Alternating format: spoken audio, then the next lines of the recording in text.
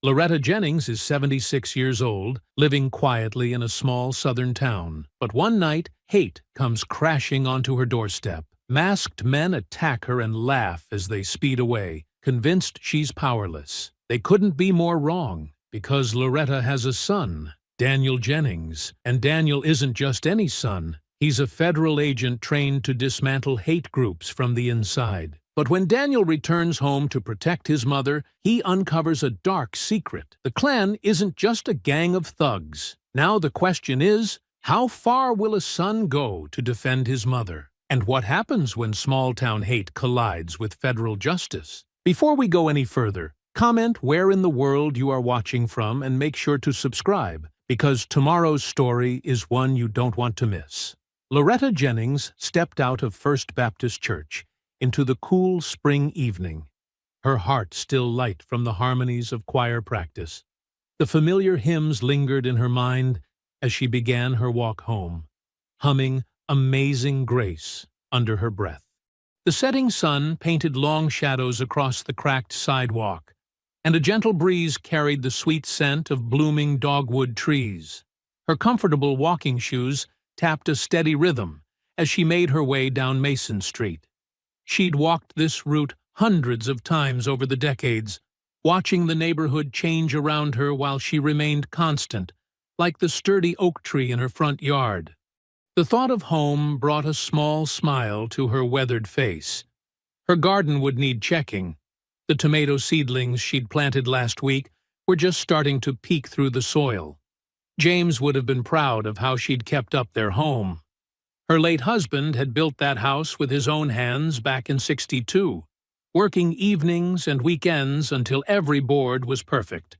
"A man's home is his castle," he used to say, "and my queen deserves nothing less." Loretta touched the gold wedding band she still wore, remembering his calloused hands and determined spirit. The streetlights began flickering on, one by one, casting pools of yellow light on the empty sidewalk. Most folks were home having dinner by now, but Loretta enjoyed these quiet moments. The solitude gave her time to think, to pray, to remember. Her arthritic knee ached a bit, but she kept her pace steady. Just 3 more blocks to go. The sound of an engine growling behind her broke through her peaceful reverie. Music blasted suddenly, harsh, angry sounds that made her shoulders tense. The truck's headlights swept across her back, and she instinctively moved closer to the edge of the sidewalk. But instead of passing by, the vehicle swerved toward her, tires screeching against the asphalt. Her heart jumped into her throat as the truck stopped. Car doors slammed, and heavy boots hit the pavement. Before she could turn around fully, rough hands grabbed her shoulders. 3 men towered over her, their faces hidden behind Halloween masks that twisted their features into grotesque sneers. "Well, look what we got here," one of them drawled, his voice muffled but dripping with malice. The smell of beer wafted from behind his mask. Loretta's legs trembled, but she lifted her chin. "I'm just heading home," she said firmly, though her voice wavered slightly. "I don't want any trouble." They laughed. Ugly, cruel sounds that echoed off the nearby houses. The largest man shoved her hard, sending her sprawling onto the ground. Her palms scraped against the concrete, and pain shot through her hip as she landed. Her cloth bag spilled open, scattering her choir music across the sidewalk. "This is our neighborhood, you old crow," another man spat, kicking her sheet music into the gutter. "Always has been."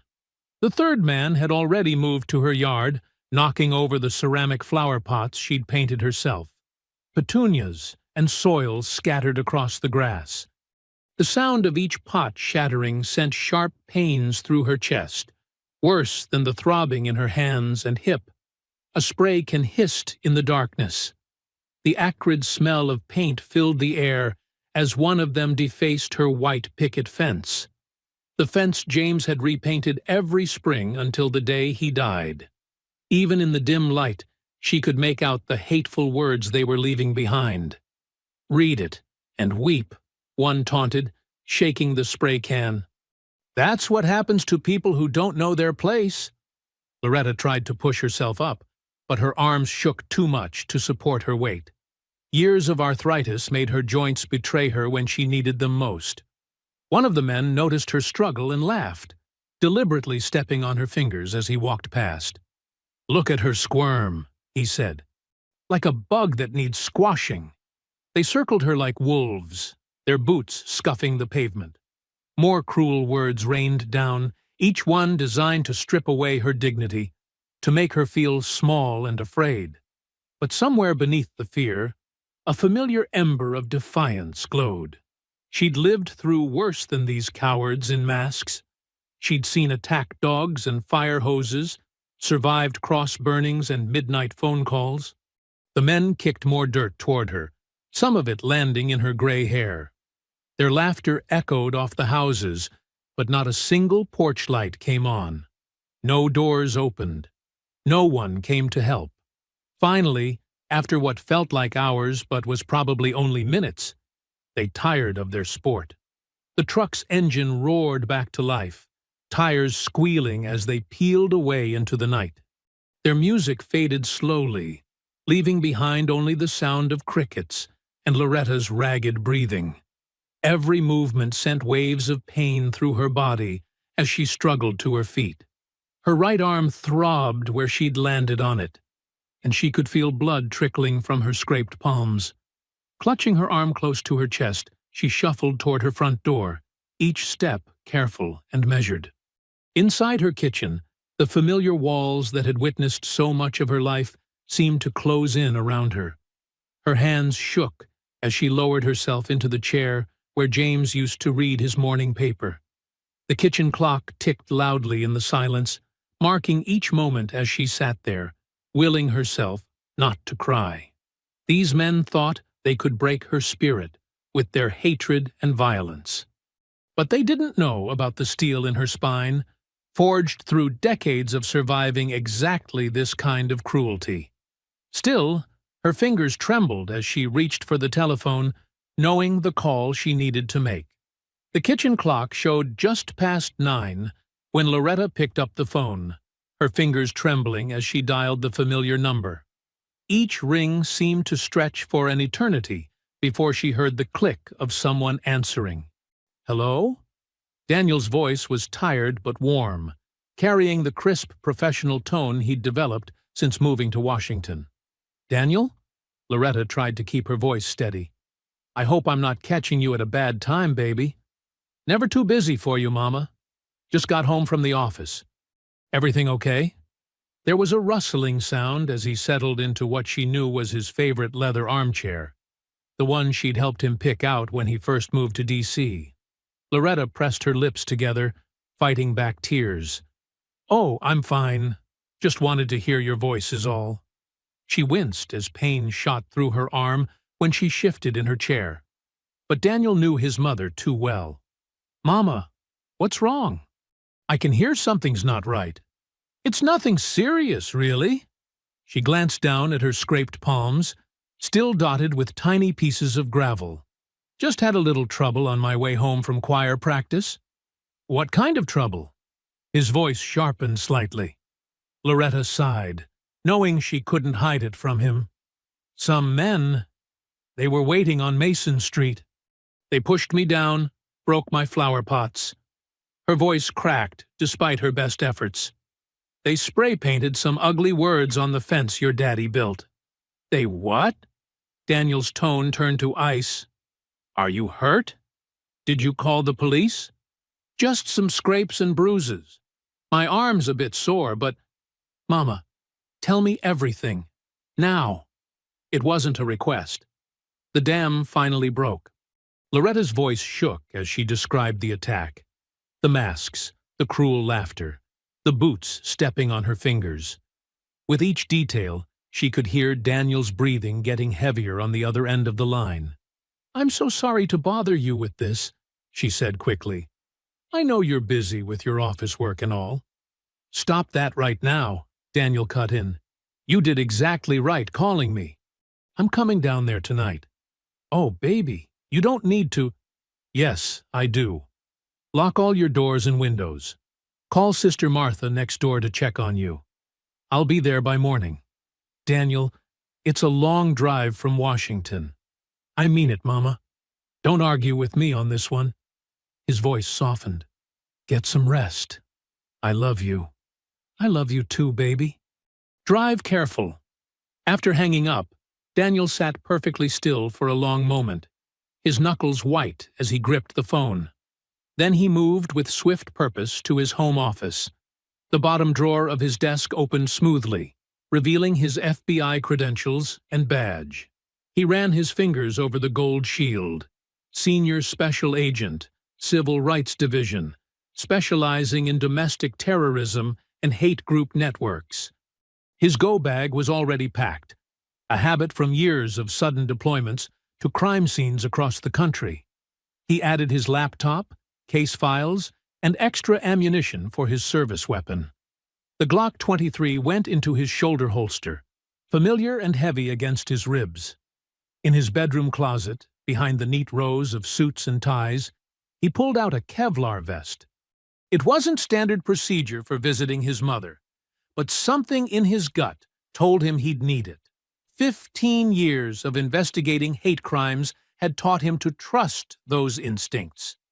Daniel's movements were controlled and precise as he gathered his things, but inside, rage simmered. He'd seen too many cases start exactly like this, harassment escalating to violence, local police looking the other way, victims left vulnerable and alone. But this time, it was personal. This time, they'd attacked his mother. His phone buzzed with an incoming text from his supervisor. Call me when you can. Daniel had already sent a brief message requesting emergency leave, citing a family situation. He'd give more details later, once he had assessed the scene himself. The digital clock on his nightstand read 9:47 p.m. as he shouldered his bags. The drive would take at least 7 hours, longer if he hit traffic around Richmond. But he'd make it by dawn. Meanwhile, in her modest bedroom, Loretta knelt beside her bed, her aching joints protesting the familiar position. The quilt beneath her folded hands was one she'd made herself, each patch holding memories of happier times. Lord, she whispered, watch over my boy as he travels. Keep him safe on these dark roads. She paused, struggling with her next words. And help me find forgiveness in my heart for those men, though right now I'm finding it mighty hard. Her nightgown was soft against the scrapes on her knees as she continued her prayers. The old house creaked and settled around her, its familiar sounds usually comforting, but now making her jump at every pop and groan of the floorboards. Sister Martha from next door had come over as soon as Loretta called, bringing arnica gel for the bruises and staying until Loretta had checked every lock twice. But now, alone in the growing darkness, the memory of those masked faces loomed large in her mind. Still, she kept praying, her voice barely a whisper in the quiet room. She prayed for peace, for protection, for justice. Most of all, she prayed for her son, not knowing that at that very moment, Daniel was loading his FBI-issued weapon and stepping out into the cool Washington night. The morning sun cast long shadows across Main Street as Daniel's black SUV rolled into town. Every familiar landmark seemed different now, tainted by what had happened to his mother. The old ice cream parlor where he'd spent summer afternoons, the courthouse steps where his father had taught him about justice, the park where he'd played basketball, all of it felt darker, more threatening. He slowed near Thompson's Hardware, remembering how Mr. Thompson used to slip him candy when he'd visit with his dad. Now the store windows displayed Confederate flag merchandise alongside fishing gear. His FBI training kicked in, noting details, security cameras, sight lines, possible gathering spots. The neighborhoods hadn't changed much. Same neat rows of houses, same carefully trimmed lawns. But now Daniel noticed things his childhood self had missed. How the black family's homes were clustered together. How the nicest properties all belonged to white residents. The division wasn't by chance. His mother's street looked peaceful in the morning light. Too peaceful. Curtains twitched in windows as he parked. Mrs. Wilson next door, who'd lived there 30 years, quickly turned away when he looked over. The message was clear. They'd seen what happened, but no one had helped. Daniel's hands tightened on the steering wheel as he saw the fence. Even from here, the spray-painted slurs were visible, ugly black letters defacing the white pickets his father had maintained so carefully. He took several deep breaths, letting his training override his anger. Document everything. Build the case. Make it stick. He grabbed his phone and took initial photos from the street, capturing the full scene. The broken flower pots still lay scattered across the yard. Dirt spilled across the walkway. More evidence. More fuel for his rage. The screen door creaked as Loretta stepped onto the porch. She wore her Sunday dress, as if dressing up could armor her against what had happened. "Daniel," she called softly, "come on in before your coffee gets cold." His throat tightened as he saw her face clearly. The bruise on her cheek had darkened overnight, a purple stain against her brown skin. She held herself carefully, favoring her right side. But her head was high, her dignity intact. "Mama," he said, climbing the steps. He hugged her gently, noting how she winced slightly despite his care. "Why didn't you tell me sooner?" She patted his cheek. "Come inside first. Everything's better with coffee and biscuits." The kitchen was warm and bright, smelling of coffee and fresh-baked bread. Loretta had always fought darkness with light, hate with love. 2 cups sat ready on the checked tablecloth, steam rising in the morning sun. "Your arm's bothering you," Daniel said, watching her pour coffee. "We should get it checked out." "It's just sore, nothing broken." She sat across from him, her movements careful but determined. "I've had worse." "What do you mean, worse? Has this happened before?" Loretta sighed, stirring sugar into her coffee. "Not like last night, but there's been incidents. Started small at first. Missing mail. Garbage dumped in the yard. Then the phone calls started." "How long?" Daniel's voice was tight. "Few months now. Since they started that new heritage group at the old Mason Lodge." She wouldn't meet his eyes. "I didn't want to worry you." "Mama, you should have told me." He reached across the table, took her hand. "Show me your phone. I need to see those calls." She pulled out an old flip phone. Daniel scrolled through the call history, noting times and patterns. "These numbers, they're all local?" "Most of them. Some showed up as private." She touched the bruise on her cheek absently. "I know their voices, even when they try to hide them. Sons and grandsons of the same families that gave your daddy trouble back in the day." Daniel's jaw clenched. He remembered the stories, how his father had stood up to the Klan in the 60s, refused to be driven out of town. Now history was repeating itself. "The police," he started. "Won't help," Loretta cut in. "Sheriff Henderson's boy was one of them last night." I recognized his laugh. Daniel stood, needing to move. He walked to the window, looking out at the neighborhood. More curtains twitched, more eyes watching, more people choosing silence over justice. "I stayed strong," Loretta said quietly behind him, "like your daddy would have wanted. Didn't let them see me afraid." He turned back to her, saw the steel beneath her gentle exterior. She'd survived segregation, seen the worst of human hatred, yet kept her grace. But she shouldn't have to be strong alone. Moving to the front door, Daniel stepped onto the porch. The morning had warmed, but he felt cold as he stared at the spray-painted words. Each letter was a testament to hate's persistence, to the poison still running through his hometown's veins. His jaw set as he studied the crude symbols, the threats, the slurs. His mother's quiet dignity deserved better than this. His father's memory deserved better. The badge in his pocket meant something. It meant no one was above the law, not even good old boys playing at terror in the night. Daniel pulled his SUV into town, parking near Mason's Diner where locals gathered for afternoon coffee. He'd changed from his usual suit into jeans and a faded University of Georgia t-shirt, the costume of a hometown boy back for a visit. Inside, the diner smelled of coffee and grease, unchanged since his childhood. "Well, if it ain't little Danny Jennings," May, the elderly waitress, called out. Her smile was genuine, one of the few who'd always been kind to his family. "Your mama told me you were visiting. Good to see you, Miss May." Daniel settled at the counter, positioning himself near two men in work clothes who were talking loudly over plates of apple pie. "Heard that old woman finally got what was coming," one said, his voice carrying deliberately.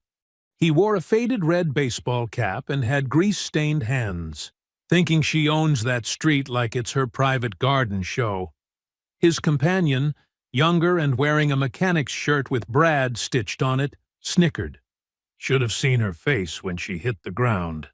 Bet she ain't feeling so high and mighty now." Daniel's hand tightened around his coffee cup, but he kept his expression neutral. Years of undercover work had taught him patience. He watched their reflection in the chrome napkin holder, memorizing faces. "Truck ran real smooth last night, Tommy," Brad continued, quieter but still audible. "That new muffler you put on made it nice and quiet for night work." "Speaking of work," Tommy stood, dropping cash on the table. "Gotta get back to the shop. Got a blue F-150 waiting on brake work." Daniel noted the detail, Tommy's auto repair. He'd passed it on the way into town. The men swaggered out, climbing into a lifted black Dodge Ram with custom wheels and Confederate flag stickers.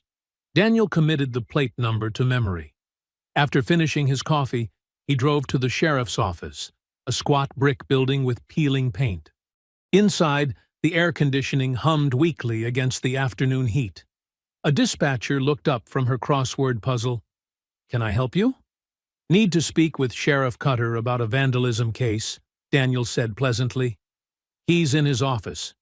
She jerked her thumb toward a door marked Sheriff Roy Cutter in gold letters. The sheriff sat behind a cluttered desk, his bulk straining his tan uniform.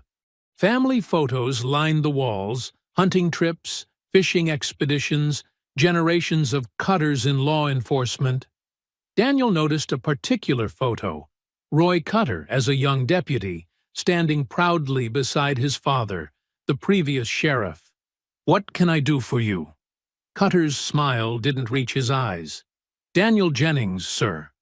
He kept his tone respectful. "Hear about what happened to my mother last night." "Ah, yes, the incident."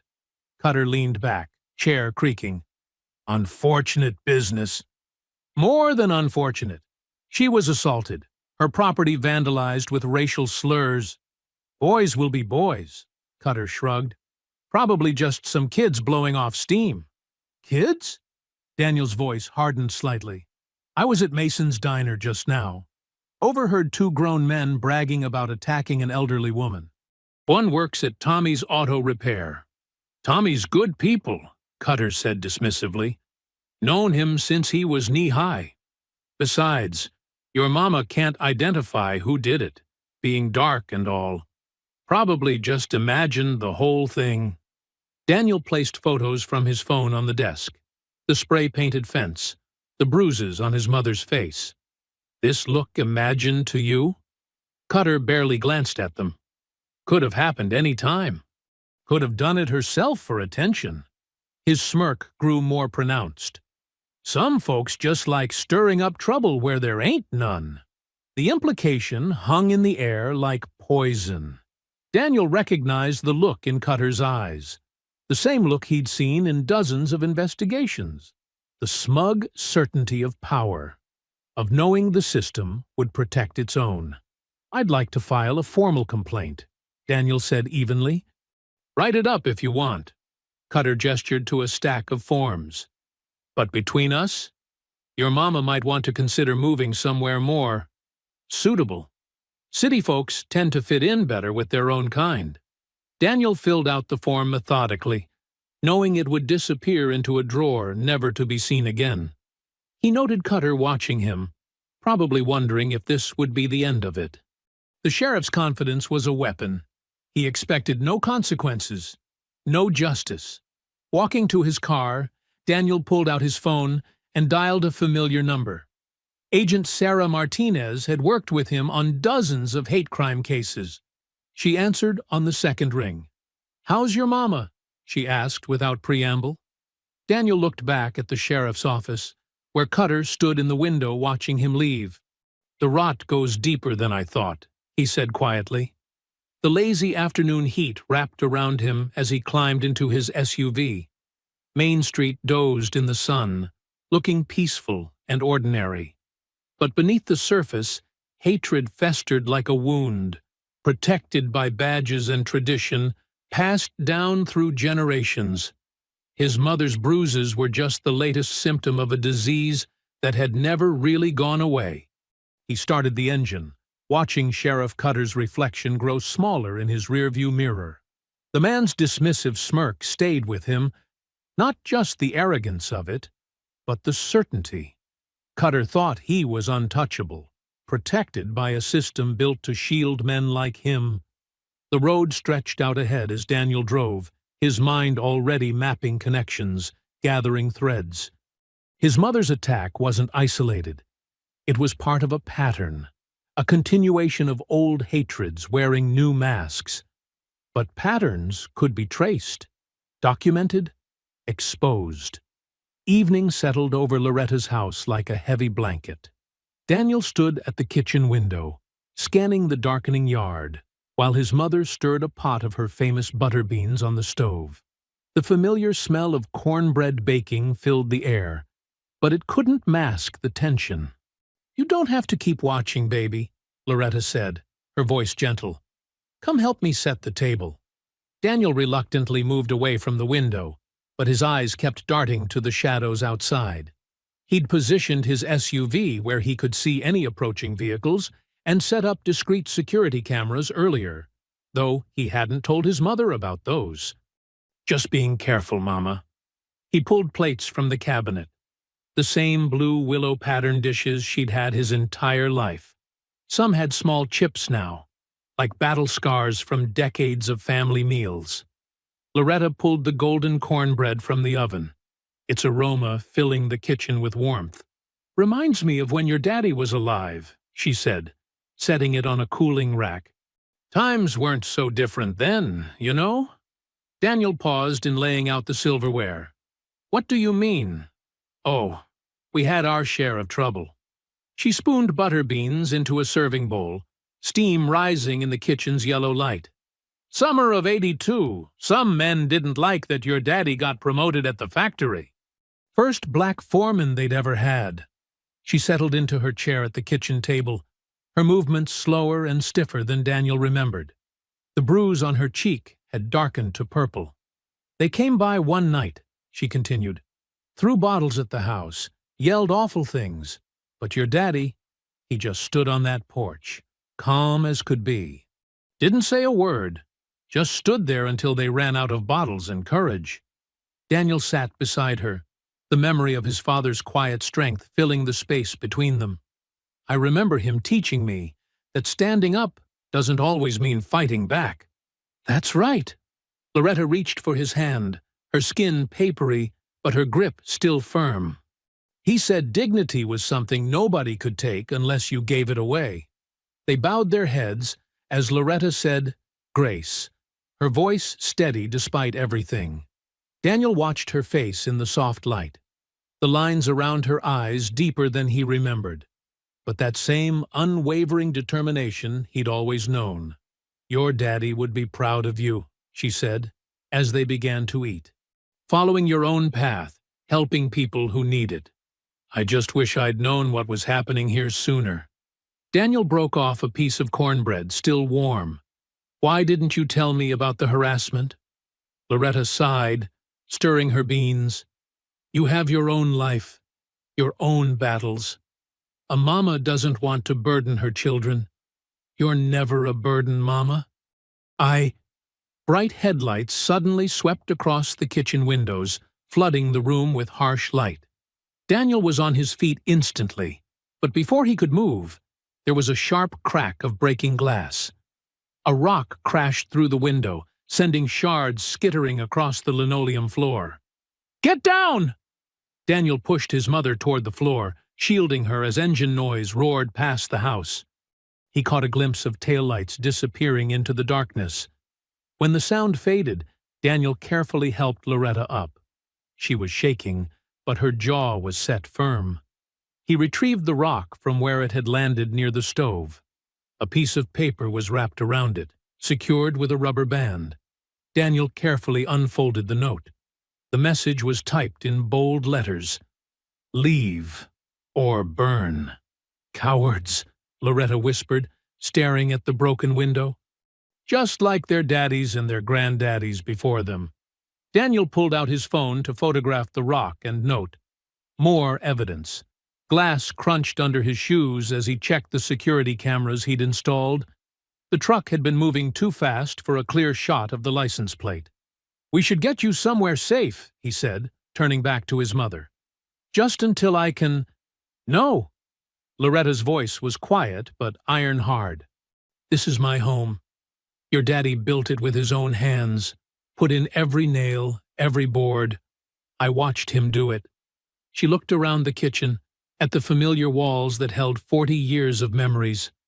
"I'm not leaving." Daniel sat back down beside her, taking her hand in his. The kitchen felt different now, the broken window letting in the night air, their dinner getting cold on the table. But his mother's grip was steady, her spine straight despite her trembling. "Your daddy stood his ground," she said softly. "Now it's our turn." Looking at her face in the dim light, Daniel saw past the fear to the steel beneath. He thought of all she'd endured, all she'd survived, the quiet dignity she maintained even now, with glass on her kitchen floor and threats in the dark. "Then they'll have to go through me," he whispered, squeezing her hand. They sat together at the kitchen table, mother and son, while the night pressed against the broken window and their cooling dinner waited forgotten. In the distance, a dog barked, and somewhere a car door slammed. But in that moment, in the warm circle of lamplight, they held their ground together, just as his father had taught them. The morning sun cast long shadows across Loretta's kitchen table, where Daniel sat surrounded by handwritten notes and his laptop. Through the window, now covered with a piece of plywood until repairs could be made, he watched his mother in her garden. She wore her wide-brimmed sun hat, carefully tending to her roses, as if nothing had happened. Daniel's jaw tightened as he noticed how she favored her right arm, still sore from being pushed down. But there she was, pruning and weeding, refusing to hide inside. Her quiet defiance made his chest ache with pride and worry. He turned back to his notes, spread across the worn tablecloth. Names and connections sprawled across the pages in his precise handwriting. At the center was Troy Cutter, the sheriff's son. Daniel had recognized his voice at the diner yesterday, though he'd pretended not to notice. "Little Troy," Daniel muttered, remembering a mean-spirited teenager who'd grown into an even meaner adult. He drew a line connecting Troy to his father, Sheriff Roy Cutter, adding notes about the sheriff's dismissive response to the vandalism report. The screen of his laptop showed social media posts he'd been combing through. Troy Cutter's public profile was full of thinly veiled racist comments and photos of his jacked-up truck, the same one Daniel had seen speeding away last night. In one picture, Troy stood proudly next to Mayor Wilson's aide, Blake Thompson, both wearing hunting gear and holding rifles. Daniel added Thompson's name to his chart, drawing another connection. The mayor's office had repeatedly blocked attempts to investigate hate crimes in the county. Now he was starting to understand why. Through the window, he heard Loretta humming an old gospel song as she worked. the same song she'd been singing at choir practice before the attack. His pen pressed harder into the paper. "Would you like some tea, baby?" Loretta called from the garden. "It's getting warm out here." "I'll make it, Mama," Daniel replied, standing up. "You stay with your roses." In the kitchen, he filled the kettle and pulled 2 glasses from the cabinet. While the water heated, he heard the rumble of a familiar engine. Moving to the window, he watched Troy Cutter's truck cruise slowly past the house. The driver made no attempt to hide his face this time, just stared straight at Loretta in her garden. Daniel's hand instinctively moved toward where his service weapon would usually be, but he forced himself to remain still. Not yet. He needed more evidence. Loretta didn't even look up as the truck passed. She just kept pruning her roses, humming her hymn. The truck accelerated away, leaving a cloud of dust. Daniel pulled out his phone and checked the security camera feed. The image of Troy's truck was clear, including the custom modifications and the Confederate flag sticker in the back window. He saved the footage and added it to his growing file. The kettle whistled, and Daniel prepared the tea, sweet for his mother, unsweetened for himself. He brought both glasses outside, setting them on the small table beside Loretta's garden chair.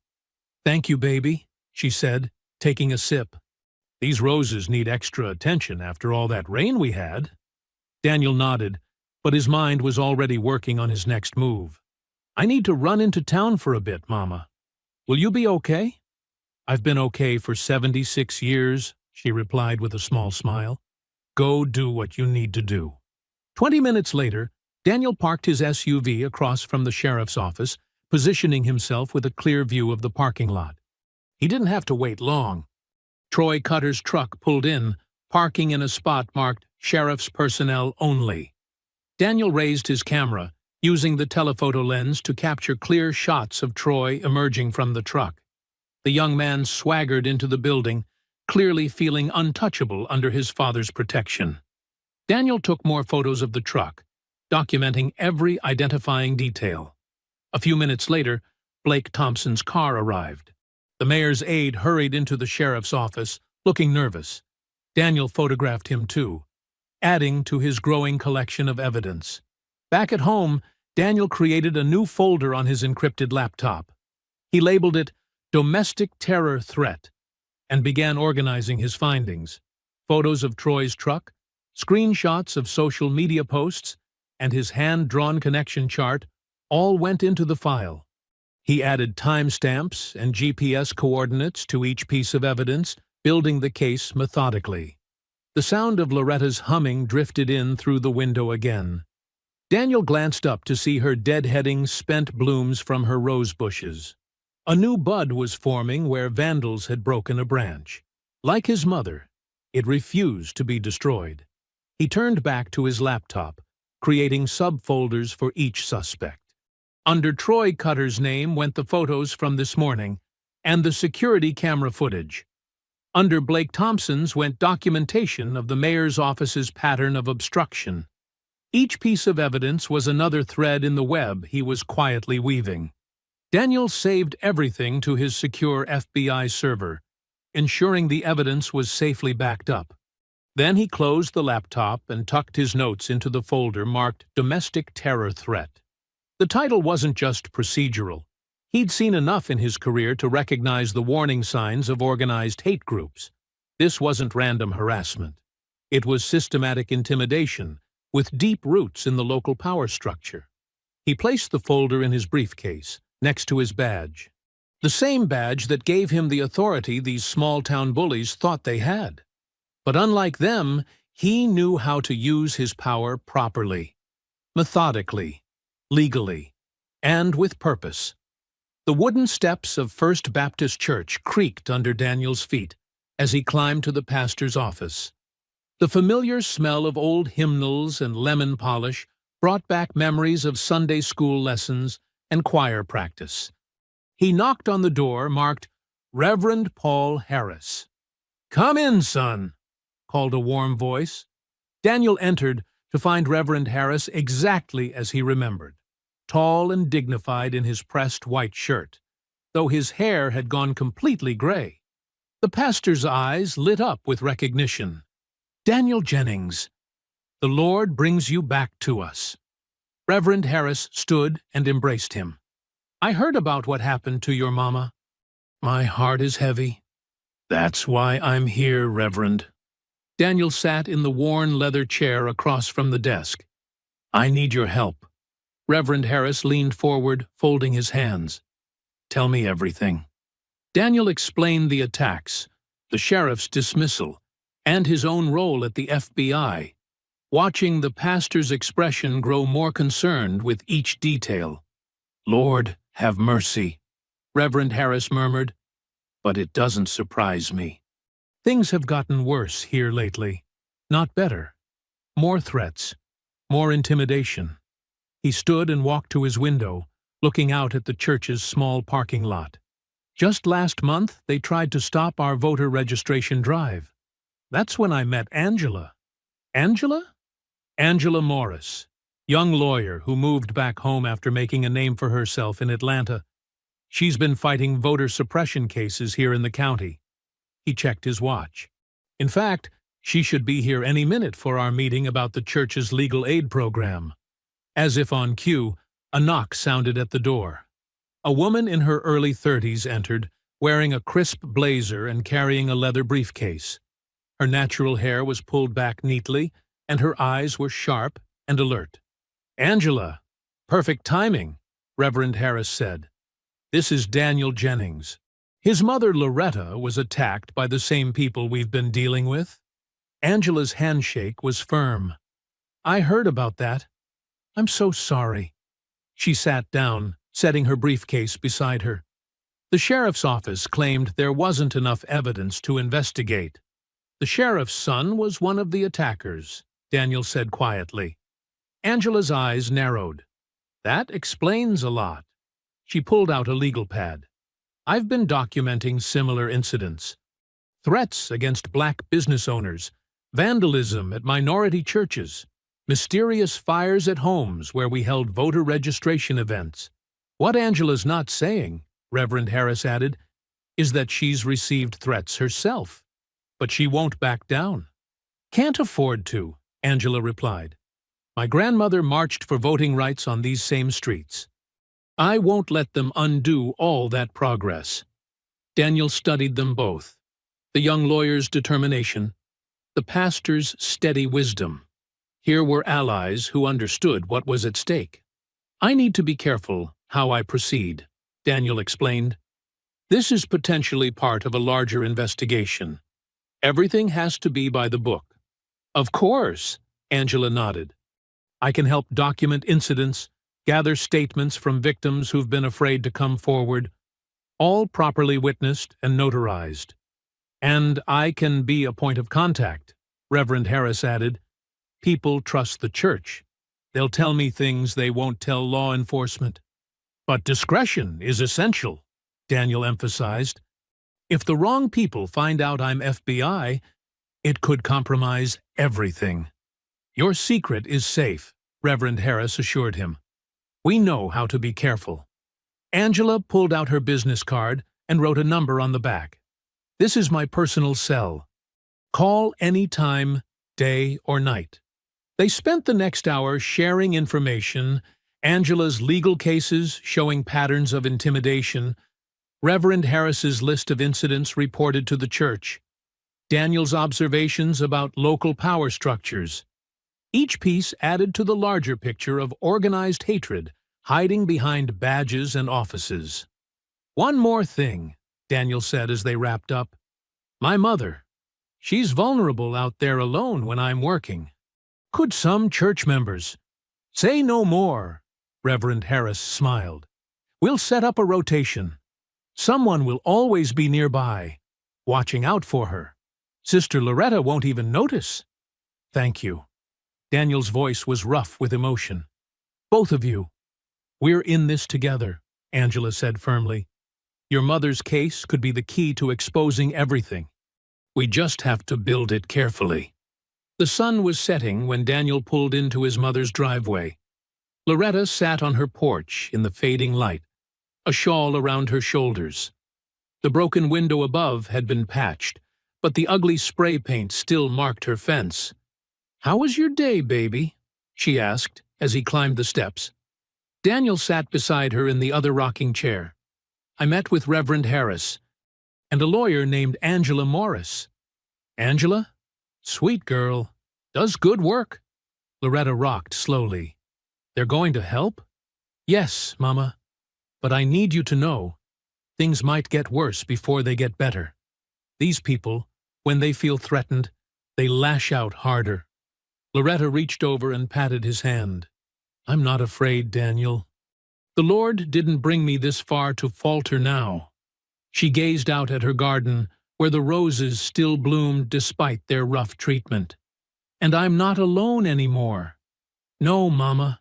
Daniel squeezed her hand. "You're not alone at all." The evening air had grown heavy with humidity, as crickets chirped their nightly chorus. Inside Loretta's living room, a single lamp cast a warm glow over her weathered Bible. Her fingers traced the familiar verses of Psalms, finding comfort in ancient words of protection and deliverance. Daniel stood at the kitchen window, watching his mother read while he dried the dinner dishes. The peaceful scene made his jaw clench, knowing what lurked beyond these walls, the hatred that threatened this simple moment. He set down the dish towel. "Just going to check the car, Mama," he called softly. "Make sure everything's locked up." Loretta nodded without looking up, her lips moving silently over the scripture. The floor creaked beneath Daniel's careful steps as he moved through the house. The porch light illuminated the front yard in a pale yellow circle. Daniel's FBI-trained eyes scanned the shadows, noting the positions of nearby houses, the line of trees across the street. His hand brushed unconsciously against his concealed weapon as he descended the steps. The night was too quiet. No dogs barking, no distant voices or TV sounds from neighboring homes. Just silence and watching eyes behind drawn curtains. Daniel circled his car slowly, checking underneath with his flashlight, examining the tires and doors for signs of tampering.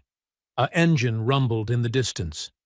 Daniel straightened, every sense alert. The sound grew louder, accompanied by muffled laughter and music. The bottle arced through the darkness like a meteor, end over end, trailing flame. Daniel's shout of warning was drowned by the crash of breaking glass. Fire exploded across the porch railing, hungry orange tongues licking up the white paint. "Mama!" Daniel sprinted for the garden hose, yanking it free. "Stay inside!" But Loretta was already at the screen door, her Bible clutched to her chest. Her scream pierced the night as another bottle smashed against the house's foundation, spreading liquid fire. Daniel aimed the hose, his hands steady despite the adrenaline coursing through him. Steam hissed as water met flames. The acrid smell of gasoline and smoke filled his lungs. Through the chaos, he caught glimpses of the attack. The familiar truck idling at the corner. Dark figures silhouetted against headlights. Cruel laughter carried on the wind along with a shout. "Burn, niggers!" Tires squealed as the truck peeled away, leaving only the echo of hatred behind. Daniel kept spraying until every ember was drowned, until black scorch marks were all that remained of the attack. Porch lights clicked on up and down the street. Faces appeared in windows, pale ovals of fear or guilt or morbid curiosity. But no one came out. No one offered help. The silence was broken only by Loretta's ragged breathing and the drip of water from charred wood. Daniel dropped the hose and ran up the steps, gathering his trembling mother into his arms. Her Bible fell forgotten as she clutched at his shirt. "Inside," he ordered gently, guiding her through the door. The living room lamp still glowed peacefully, obscenely normal after the violence outside. He sat Loretta in her favorite chair, checking her for any injuries. "I'm calling the police," he said, reaching for his phone. "They won't come," Loretta whispered. Her voice shook. Not for us. Never for us. Daniel knew she was right, but protocol had to be followed. Evidence had to be documented. He dialed anyway, watching his mother's face in the lamplight. She looked suddenly old, fragile in a way that broke his heart. While he reported the incident to a bored-sounding dispatcher, Daniel's mind was already racing ahead. The truck's direction of escape, the timing of the attack, the familiar sound of one attacker's voice, all pieces fitting into the larger puzzle. But right now, his mother needed him. He knelt beside her chair, taking her cold hands in his. "I'm here, Mama. I've got you. They're trying to kill me." The words came out as barely a whisper, heavy with the weight of history, of crosses burning and churches bombed, of bodies in rivers and justice denied. After all these years, they still want us dead. Daniel squeezed her hands, feeling the strength in those fingers that had worked so hard, held on so long. "Then, we're going to stop them." His voice carried the full authority of his badge, his training, his righteous anger. But Loretta just shook her head, tears finally spilling down her cheeks. "Your daddy said the same thing. Before..." She couldn't finish. Daniel remembered. How could he forget? His father had stood up to these same families 20 years ago, demanding equal treatment at his construction job. 2 weeks later, his truck's brakes failed on a steep mountain road.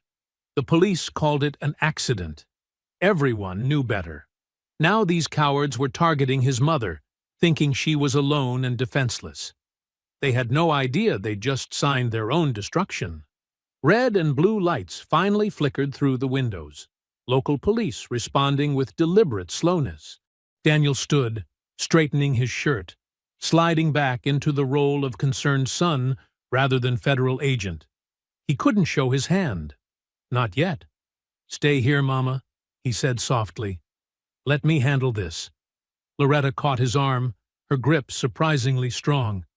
"They're trying to kill me," she repeated, as if saying it again might make sense of such hatred. "Then we're going to stop them." Daniel made it a vow this time, spoken with quiet certainty. He gently removed her hand and walked to the door, ready to play his part in this corrupt system's game. But only for now. Only until he could tear it all down. Morning sunlight streamed through the windows of the sheriff's office, but it did nothing to warm the chill in Daniel's spine as he walked through the door. He carried a manila folder thick with evidence, photographs of the scorched porch, fragments of the Molotov cocktails in evidence bags, and clear shots of the truck fleeing the scene. Sheriff Cutter sat behind his desk, boots propped up, cleaning his fingernails with a pocket knife. He barely glanced up when Daniel entered. "Well, if it isn't Miss Loretta's boy again," Cutter drawled, closing his knife with a snap. "What brings you by this time?" Daniel placed the folder on the desk with controlled precision. "Someone tried to burn my mother's house down last night. Now, that's a mighty serious accusation." Cutter's tone suggested it was anything but. He flipped through the photos with casual disinterest, pausing only to scratch his chin. "I've got evidence right there," Daniel said, keeping his voice steady despite the rage building in his chest. "The truck matches the one from the other night. Same make, same broken tail light." Cutter held up one of the photos, squinting at it in the sunlight. "Looks like some kids playing with fireworks to me. Probably got a little carried away." "Fireworks don't contain gasoline," Daniel countered, laying out the lab analysis he'd run on the bottle fragments. This was attempted murder. The sheriff's laugh felt like sandpaper on Daniel's nerves. "Your mama always did have a flair for the dramatic. Remember when she claimed someone was stealing from her garden last summer? Turned out to be raccoons." Daniel's hands clenched into fists beneath the desk. "This isn't about garden theft. They're threatening her life." "Now, son," Cutter leaned forward, his voice taking on a patronizing edge. "I understand you're upset, but you can't go around accusing decent folks without proper evidence." "Decent folks?" Daniel's voice rose slightly. You mean like your son Troy? The sheriff's face tightened for just a moment before smoothing back into its practiced mask. I'd be real careful about throwing around accusations like that. I've got witnesses who saw his truck in the area, Daniel pressed, and the voice on this recording matches his. He pulled out his phone, playing the captured audio of the attacker's shouts. Cutter's boots hit the floor with a thud. That recording wouldn't hold up in court. Could be anyone. It's enough for a proper investigation, Daniel insisted. Or are you refusing to investigate attacks against a citizen in your jurisdiction? Something ugly flickered across the sheriff's face. His practiced smile slipped, revealing the rot beneath. Listen here, he growled, leaning across the desk. You people never learn when you're not wanted. The words hung in the air like poison gas. Daniel felt his professional mask crack slightly, letting his own cold anger show through. What people would that be, Sheriff? You know exactly what I mean. Cutter's voice dripped with generations of inherited hatred. Your mama's been causing trouble since she moved here with your daddy. Won't take a hint. Won't know her place. Her place is in her home, Daniel said softly, dangerously. The home my father built. The home your son and his friends tried to burn down. Cutter stood, using his height to loom over the desk. You got no proof of that. And even if you did, ain't no judge in this county gonna take the word of a... He caught himself, but the slur hung unspoken between them. Daniel rose slowly to meet his gaze. So, that's how it is? The law doesn't apply when the victim is black? The law is whatever I say it is in this county, Cutter sneered. Been that way for generations. Your kind would do well to remember that. Everything clicked into place for Daniel. The dismissed complaints, the ignored evidence, the pattern of harassment. Cutter wasn't just failing to investigate. He was actively protecting the perpetrators, probably helping coordinate the attacks. This conversation has been very enlightening, Sheriff, Daniel said, gathering his evidence folder. His tone was professionally neutral, but his eyes burned with purpose. That a threat? Cutter's hand drifted toward his gun belt. Just an observation. Daniel moved toward the door, then paused. By the way, how is Troy's probation going? After that assault charge last year? Color drained from Cutter's face. How did you... Amazing what you can find in public records, Daniel said mildly. Would be a shame if he violated it. Federal charges tend to stick, unlike local ones. He left Cutter sputtering behind his desk and walked calmly to his car. Only when he was safely inside did he allow his hands to shake with suppressed fury. The steering wheel creaked under his grip as he drove back toward Loretta's house. The bright morning had turned gray, clouds gathering overhead, like the darkness in Daniel's thoughts. Every conversation, every threat, every dismissive gesture from Cutter played back in his mind. This wasn't just about one attack anymore. This was about decades of systematic oppression, violence protected by badges and banked by silence. He pulled into Loretta's driveway, noting the fresh scorch marks on her porch. Taking out his phone, he dialed a familiar number. Jenkins, his FBI supervisor answered on the second ring. Daniel watched a neighbor quickly close their curtains as he spoke.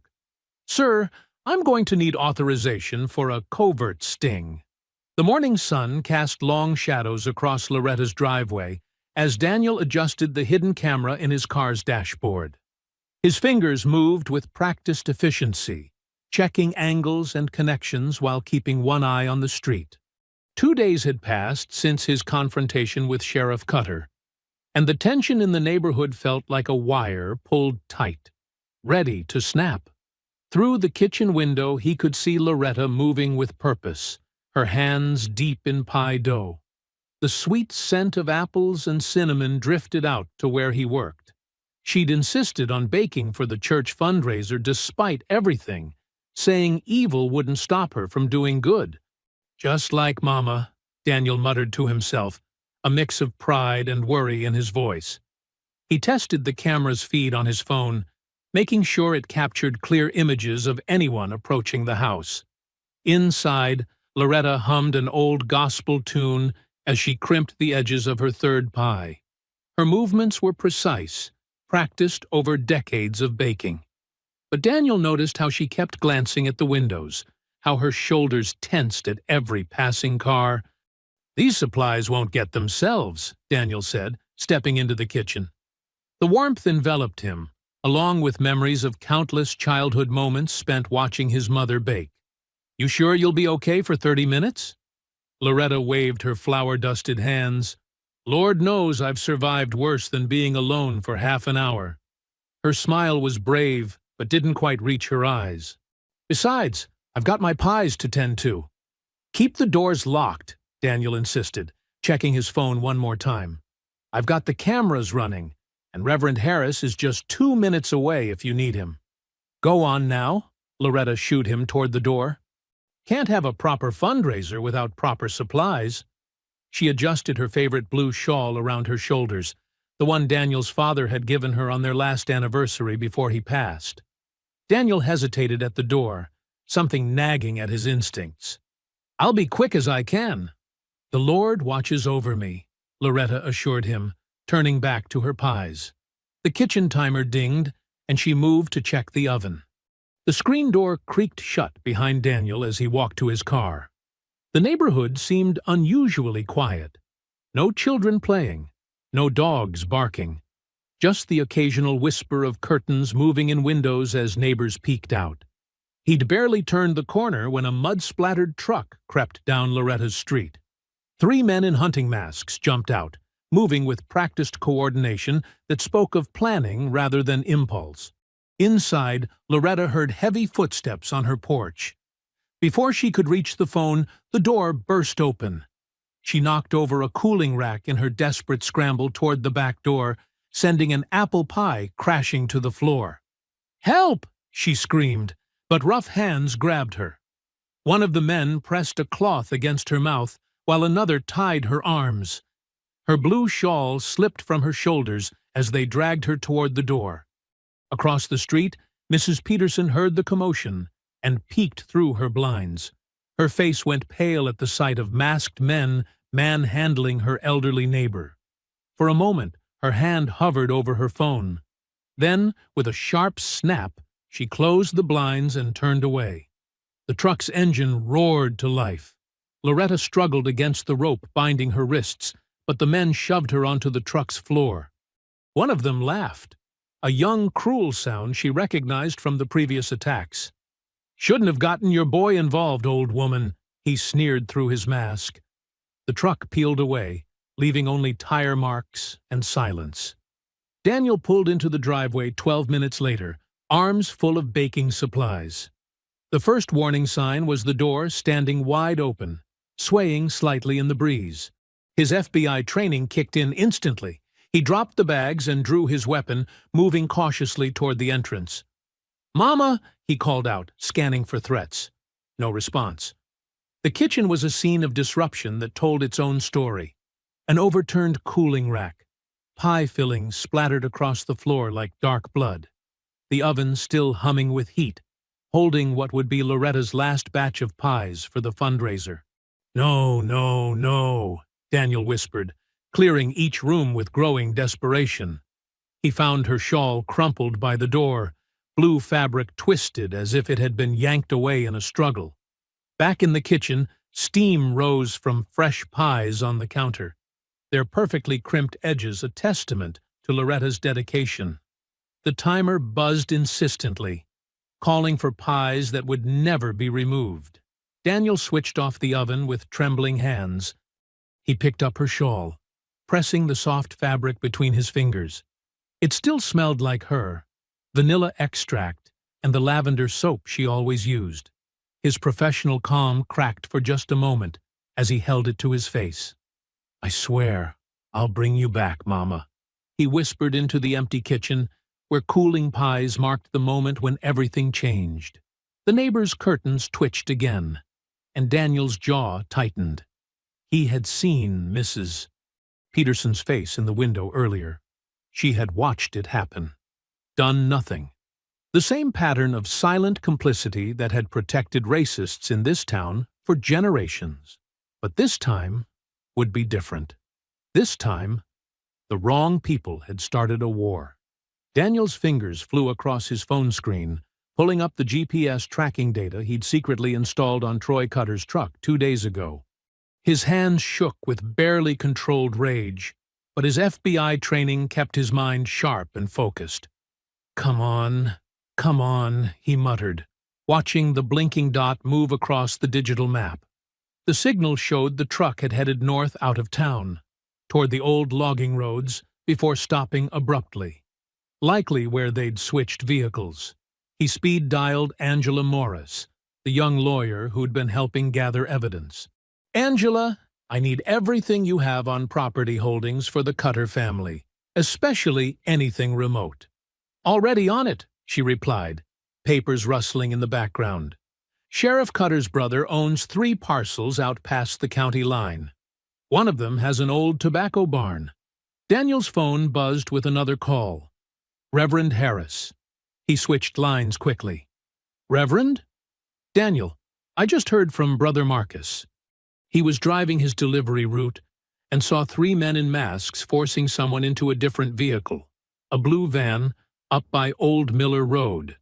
They were heading toward the Willow Creek area. Daniel's pulse quickened. Willow Creek was near one of those Cutter properties. What time exactly? About 40 minutes ago. Marcus was too scared to call it in to the sheriff's office, but he knew to tell me. The Reverend's voice grew tight with concern. Daniel, they were rough with her, but she was fighting back. Pride and fear tangled in Daniel's chest. Of course his mother would fight, just like she'd fought every injustice thrown at her over the years. I'm going to need your help, Reverend. Can you meet me at the quick stop on Route 16 and bring that map of the old logging roads you mentioned? I'll be there in 15 minutes, Reverend Harass promised. I'm praying for Loretta. Daniel grabbed his tactical vest from the car trunk and strapped it on under his jacket. He checked his service weapon and spare magazines, then pulled out a secure satellite phone. His call to FBI Special Agent Thompson was brief and coded. Asset compromised, local corruption confirmed, requesting tactical support at these coordinates. He rattled off the location of the barn. Maximum deniability needed. Teams already rolling from the Atlanta office, Thompson replied. 1 hour out. Be careful, Jennings. Don't engage alone if you can help it. The Quick Stop's parking lot was empty, except for Reverend Harass's ancient Buick, when Daniel pulled in. The older man stood waiting with a folded paper map and a thermos of coffee. Brother Marcus drew the route here, Harass said, spreading the map on Daniel's hood. His finger traced a winding path. The old Cutter barn is here, deep in the woods. There's a back way in through the logging road. Daniel studied the map intently, memorizing every turn and landmark. Reverend, I need you to do something else for me. Go to the sheriff's office. Make a big show of filing a missing persons report for my mother. Keep Cutter distracted. You think he's involved directly? I know he is. Daniel's voice was cold. His son's truck was used in the kidnapping. He's either helping coordinate or looking the other way. Either way, I need him occupied while I move in. The Reverend gripped Daniel's shoulder. Your daddy would be proud of how you're handling this. He always said justice would come to this town someday. Daniel thought of his father, who'd faced down night riders and burning crosses without flinching, who'd taught him that courage wasn't about not being afraid, it was about doing what's right, despite the fear. Thank you for everything, Daniel said quietly. But if this goes bad, get my mother's story out. Make sure people know what happened here. Nothing's going bad, Harass insisted. The Lord didn't bring you home just to fail now. Daniel checked his watch. The FBI team would be approaching the county line soon. He needed to scout the location before they arrived, find the best approach routes, confirm his mother was there. The sun was sinking toward the horizon as he drove the back roads, headlights off, using the dying light to navigate. The old logging road was barely more than a track through the woods, branches scraping against his car's sides. Every bump and turn brought back memories. His father teaching him to drive on roads just like this, showing him escape routes in case the clan ever came calling. "Always have a plan," his dad would say. "And always remember, evil folks count on good folks being too scared to fight back." Through the trees, Daniel caught glimpses of the old barn's dark shape against the darkening sky. He killed the engine and coasted to a stop, using natural cover to hide his vehicle. His heart pounded against his tactical vest as he checked his weapons one final time. A faint light flickered inside the barn, probably lanterns, since the building had no electricity. He could make out 2 vehicles parked behind it. The blue van from Brother Marcus's description, and a newer pickup truck he recognized as belonging to one of Mayor Wilson's campaign donors. Through his scope, he counted 3 armed men patrolling outside. Their casual postures suggested they felt safe, hidden out here where they'd terrorized black folks for generations. They had no idea a trained federal agent was watching, or that a tactical team was inbound.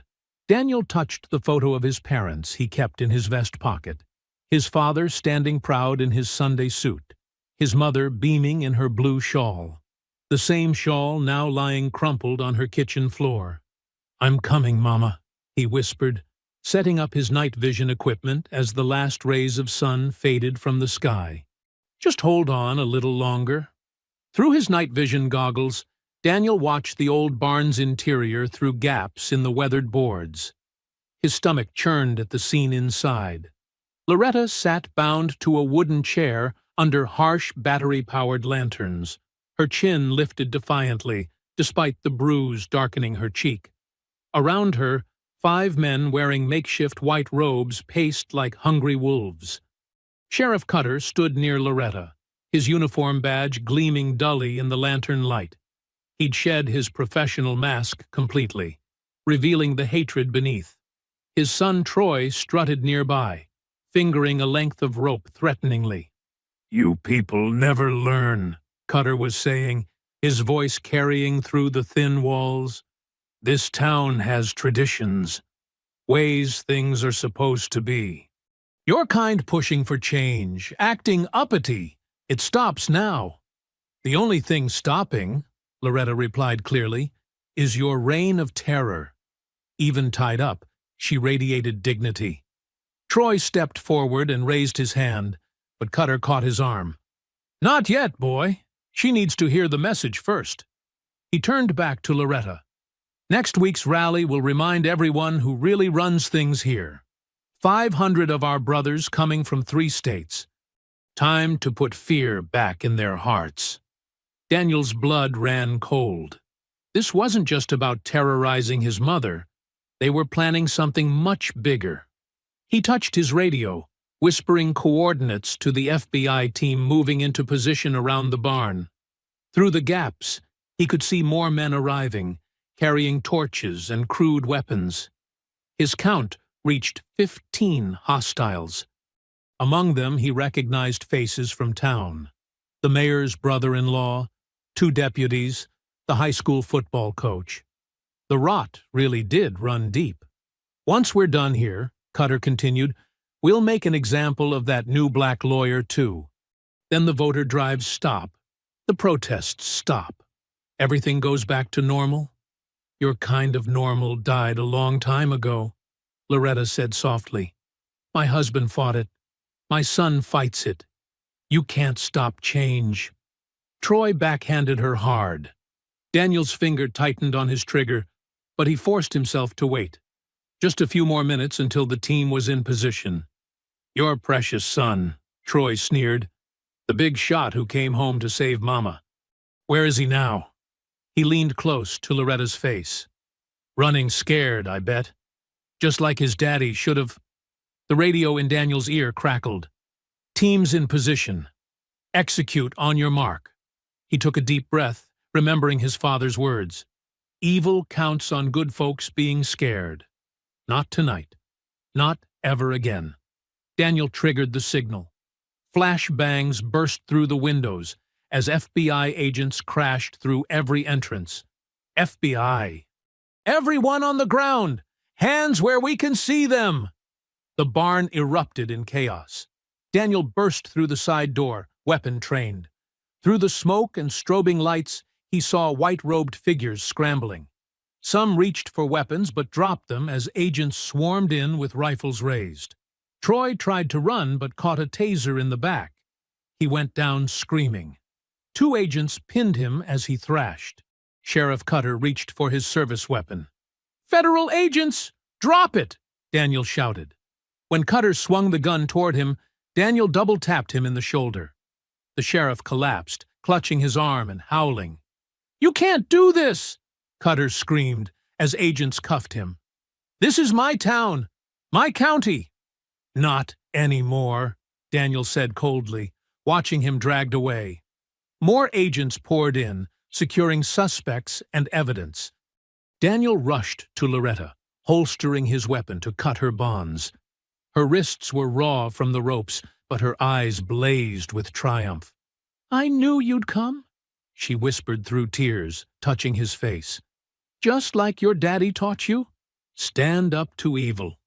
Daniel helped her gently to her feet, supporting her as she swayed. "Are you hurt, Mama? Do you need medical?" "Just bruised, baby. Nothing that won't heal." She looked around at the chaos. The proud sheriff and his son face down in handcuffs, their conspirators being led away in restraints. "But I don't think their pride will heal so easy." An agent approached with evidence bags full of documents. "Sir, we found detailed plans for next week. Names, numbers, weapons caches. This is bigger than we thought." "Get it all to the task force," Daniel ordered.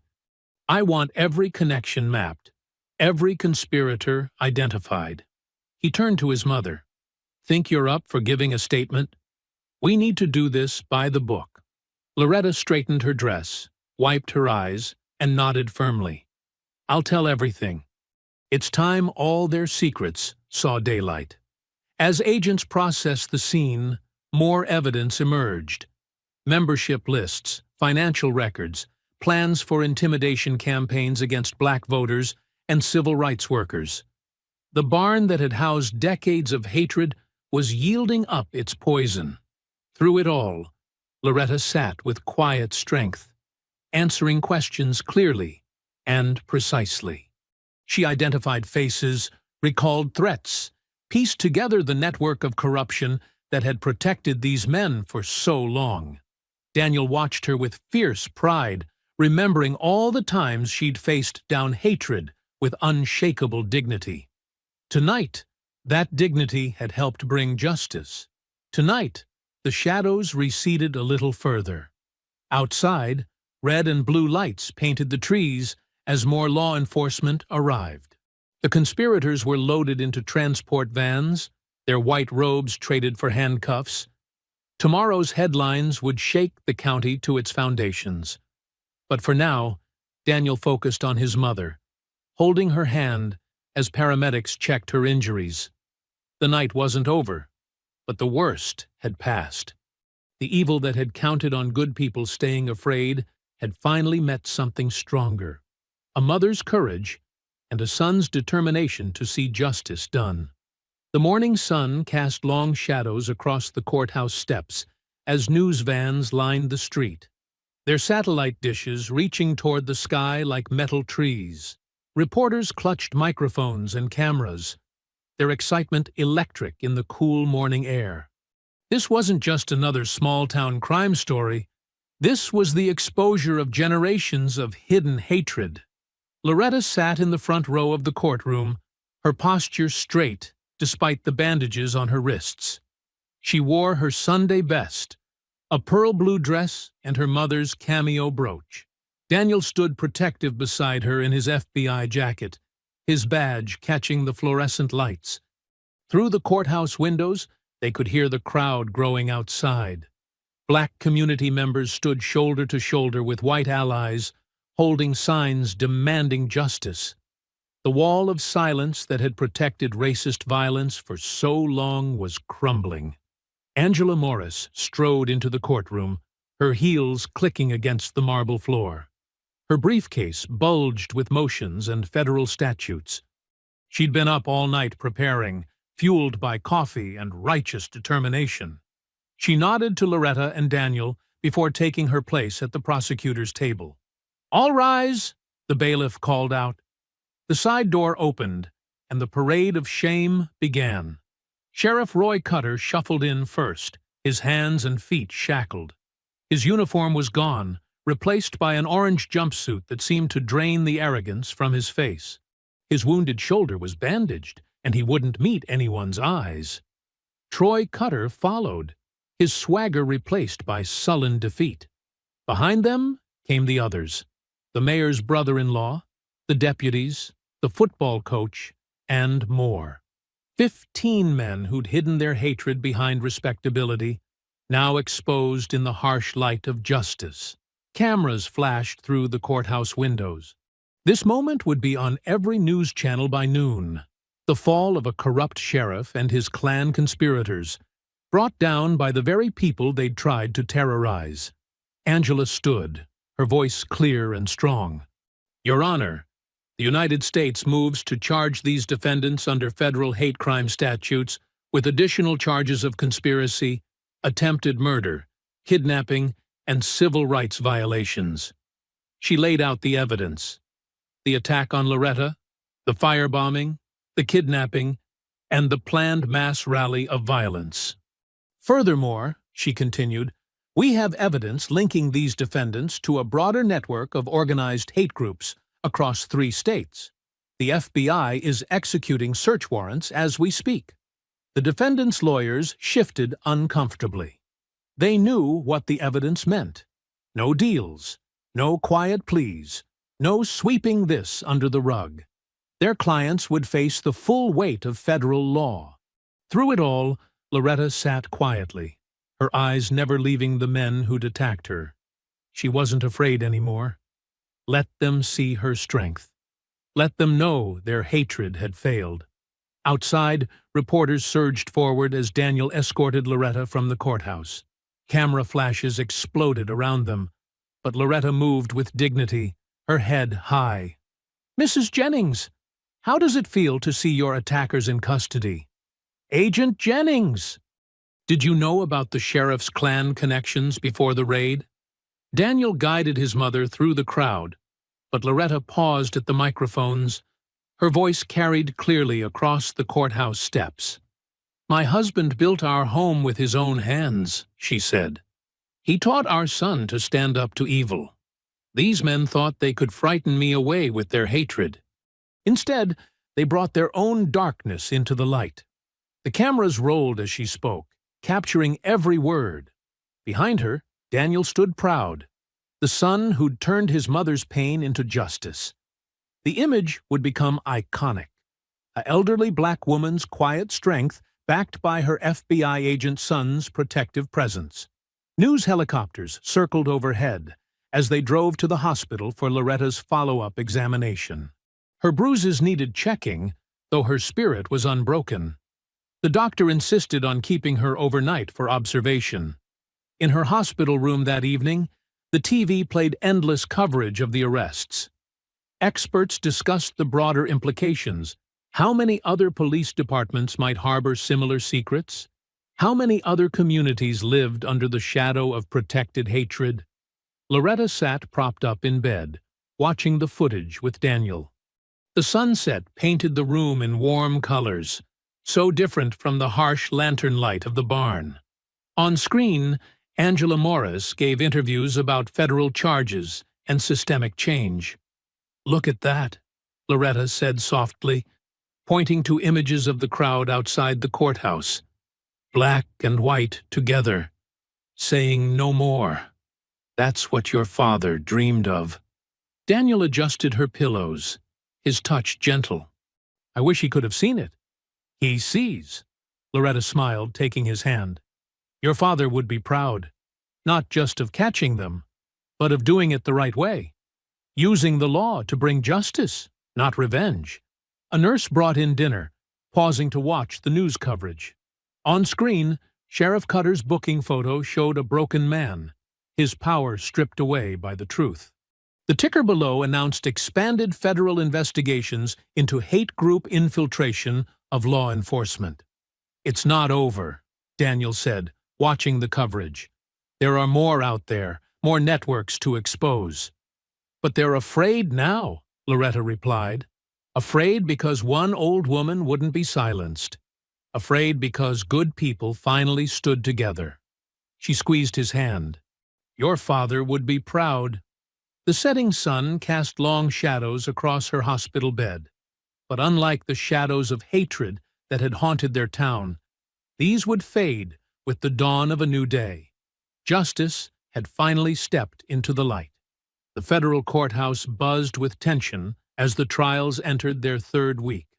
Morning light filtered through tall windows, casting long shadows across the worn wooden benches. Loretta sat in her usual spot in the front row, her hands folded neatly in her lap, watching as justice slowly but surely unfolded. Today's witness was Thomas Henderson, the white neighbor who'd lived next door to Loretta for 20 years. His hands trembled as he took the oath, his voice barely above a whisper.